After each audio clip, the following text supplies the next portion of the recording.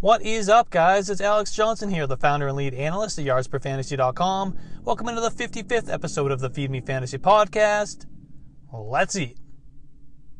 Do you guys want to win a free $25? Of course you do. Who doesn't? All you got to do is go to underdogfantasy.com or download their app, sign up using promo code YARDSPER, that's all one word, YARDSPER, make a deposit for any amount, and boom! $25 extra right in your account. How easy is that? And an entry into Best Ball Mania just happens to be $25. So basically, you could deposit just $1, and as long as you use promo code YARDSPER, you essentially get your shot at the $1 million grand prize for just $1. Imagine spending $1 and turning it into $1 million? Wow. But today, I want to talk about a guy who is a great value in Dynasty rookie drafts and really all formats right now. And that's Kadarius Toney. I never thought I'd say that, to be honest with you. But before I get into where I'm ranking him, I'll give you a little background into his profile. You can find more on him in our Dynasty Rookie Draft Guide at yardsperfantasy.com/rookie-guide. So Toney was a late breakout of Florida after multiple seasons of injuries and being used as more of like a gadget guy. He started 2 games as a freshman, once as a receiver and once as a running back.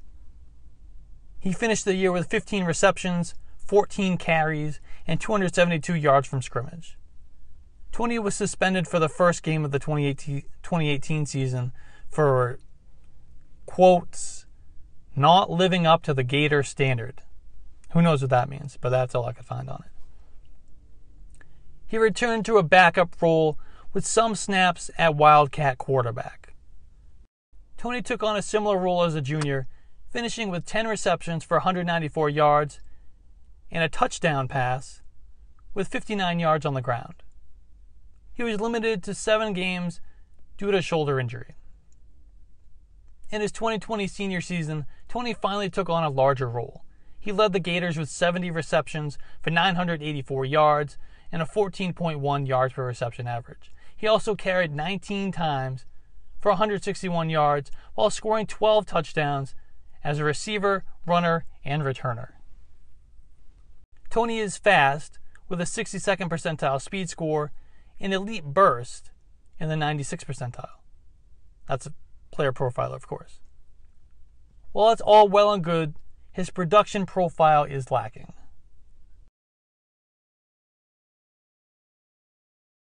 Some of the most important factors we look for in a wide receiver prospect are college dominator rating, college target share, and breakout age, and Toney falls in the 30th percentile or worse in each of those categories. In fact, Toney didn't see a double-digit target share until his final season at Florida. Double digits, that's 10% or more. Despite the concerning age-adjusted production profile, the Giants chose Toney 20th overall after missing out on Devontae Smith and trading back. Clearly, they chose Toney with the hopes that he can develop into his raw athleticism. He joins the Giants receiving corps with 3 established veterans, including big free agent ticket Kenny Golladay, as well as Darius Slayton and Sterling Shepard in the slot. That doesn't even count running back Saquon Barkley and tight ends Evan Ingram and Kyle Rudolph ahead of the rookie on the totem pole for targets. With that said, it's hard to believe a first-round wide receiver will be limited to return duties and reserve snaps. He'll get his opportunity to get on the field, which will help accrue value in dynasty formats. Now, to be honest, I was pretty low on Toney coming into the draft. I talked about him on one of my rookie rankings episodes. There's a lot of hate on Toney's profile, and rightfully so. I was fading him in pre-draft mocks and rankings. However, there comes a point in a rookie draft where value is value. As mentioned earlier, There are a number of factors that go into a rookie evaluation. Perhaps the most important of them all, though, is draft capital. Well, not to be taken to the extreme, we have to accept that sometimes the NFL knows things that we don't. And yes, even when it's Dave Gettleman. Plus, high draft capital basically locks a player into opportunity. There is certainly a non-zero chance that Toney develops into his raw athleticism. He is still somewhat new to the wide receiver position after all. And he becomes a relevant fantasy starter for multiple seasons. There's a chance that happens. We have to accept that.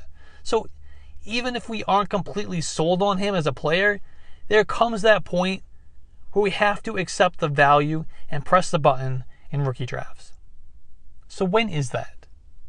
It's right around the middle of the second round of one quarterback leagues. While Toney was ranked outside the top 20 rookies in our pre-draft rankings, he is now inside the top 15. It's about playing the probabilities. We gotta know what we know, which is why he's available in the second round of rookie drafts in the first place. After having been drafted in the first round of the NFL draft. So that's good. We're not drafting him real high just because of the draft capital or because the NFL tells us he's good. But we may be overcorrecting, relying too much on our processes and thinking we know more than we do. We can't just say a guy whose profile we don't like is dead to us and just pretend he doesn't exist. That's irresponsible.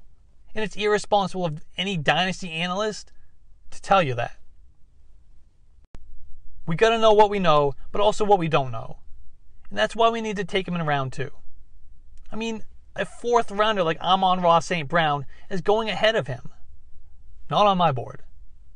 We gotta draw the line somewhere, and that's in the middle of the second round of one quarterback leagues. It may not feel the best, but hold your nose and take the value. But that's going to be a wrap for today, though. If you're not already, please follow me on Twitter at @A_JohnsonFF and the site at YardsPer. Please be sure to subscribe so you don't miss the next episode. Also, please be sure to rate and review. It really helps me out a lot and is much appreciated. And go download the Yards Per Fantasy app right now and give us a 5-star rating and review over there, too. Thanks, guys. Cue that music.